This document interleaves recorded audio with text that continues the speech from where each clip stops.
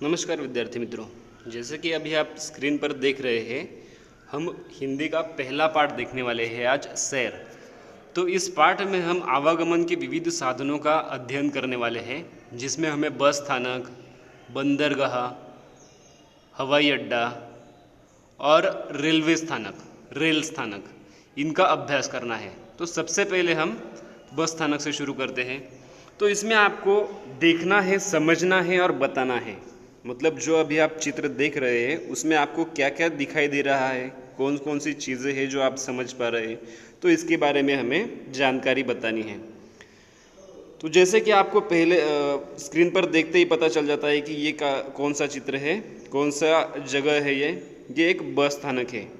यह बस स्थानक काफ़ी बड़े और खुले मैदान में बना हुआ हमें दिखाई दे रहा है, जो कि यहाँ पर बहुत सी बसें एक बार में लगती है, तो इसके लगाने के लिए बहुत सी जगह लगती है, इसलिए ये जो बस स्थानक है ये खुले मैदान में बनता है। बस स्थानक में प्रवेश करने की यात्रियों के लिए बैठने के लिए काफ़ी बड़ा स्थान भी बनाया गया है।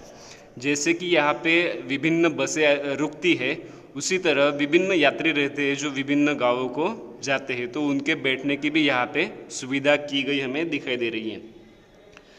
सामने हमें एक बस खड़ी दिखाई दे रही है और पास में ही यात्रियों की सुविधा के लिए स्वच्छता गृह भी बनाया गया है। जैसे कि अभी हम चित्र में देख पा रहे हैं, कुल कितनी बसें आपको दिख रही हैं? जी सही, 3 बसें हमें यहाँ पर दिखाई दे रही हैं। दूसरी ओर पीने के पानी की व्यवस्था है। पीने के पानी की व्यवस्था कहाँ पे दिखाई दे रही है आपको? जी हाँ, ये यहाँ पे पीने का पानी जो है उसकी व्यवस्था की गई है फलाट क्रमांक 1 के बाजू में। बस खड़ी करने के लिए अलग अलग फलाट क्रमांक निर्धारित किए गए दिखाई दे रहे हैं आपको। जैसे कि भी फलाट क्रमांक 1, 2, 3 और इस बाजू में भी विभिन्न फलाट क्रमांक है, लेकिन उनका नंबर हमें यहाँ पे नहीं दिखाई दे रहा। वहाँ 2 बसें खड़ी हैं, तो एक बाजू में यहाँ पे ये एक बस खड़ी है और यहाँ पे ये 2 बसें खड़ी दिखाई दे रही है। एक बस की छत पर सामान रख दिया गया है, यात्री बस में चढ़ रहे हैं।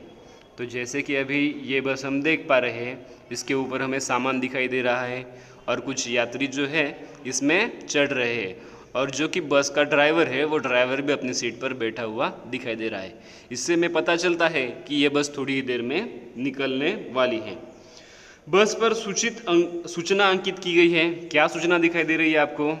राष्ट्रीय संपत्ति हमारी संपत्ति, अर्थात बस एक सार्वजनिक राष्ट्रीय संपत्ति है। सही है? तो बस को हम सार्वजनिक संपत्ति के तौर पर देखते हैं, उसे किसी भी प्रकार का नुकसान नहीं पहुंचाना चाहिए। जैसे कि कुछ शरारती बच्चे रहते हैं, ये शरारती इंसान रहते हैं, वो बस का सीट फाड़ के रखते हैं या बस के पीछे कुछ लिख देते हैं या ऐसे कुछ हरकतें करते रहते हैं, तो इससे क्या होता है? बस का नुकसान होता है। और बस किसकी संपत्ति है? राष्ट्र की संपत्ति है। तो देखा जाए तो हम बस का नुकसान करके हम अपना खुद का ही नुकसान करते हैं। कई यात्री अपने अपने सामान के साथ इधर उधर आ जा रहे हैं। जैसे कि विभिन्न यात्री हमें दिखाई दे रहे हैं, उनके हाथ में कुछ ना कुछ सामान दिखाई दे रहा है हमें। कोई आ रहे हैं तो कुछ यात्री जो है वो बस से उतरकर घर की तरफ जा रहे हैं। एक समाचार पत्र विक्रेता समाचार पत्र बेच रहा है। कहाँ दिखाई दे रहा है आपको समाचार पत्र विक्रेता? तो ये यहाँ पे समाचार पत्र विक्रेता है। जैसे कि हम बस स्थानक पर जाते ही विभिन्न प्रकार के विक्रेताओं से हमारा परिचय हो जाता है। कोई चने फुटाने बेचने के लिए आता है, तो कोई विभिन्न प्रकार की पुस्तकें बेचने के लिए आता है। वैसे ही ये एक समाचार पत्र विक्रेता है जो समाचार पत्र बेच रहा है। एक व्यक्ति शीतल पेय बेच रहा है। शीतल पेय कहाँ पे दिखाई दे रहे हैं? जी हाँ, ये यहाँ पे उसने अपने सर पर रखे हुए शीतल पेय है, तो ये शीतल पेय बेच रहा है। और एक बच्चा अपने पिता से शीतल पेय खरीदने के लिए कह रहा है।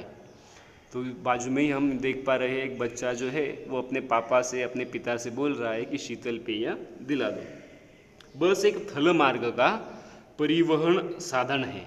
थल मार्ग मतलब क्या? रास्ते से गुजरने वाली बस है। बस कहाँ पे चलती है? जी सही, रास्ते पे बस चलती है।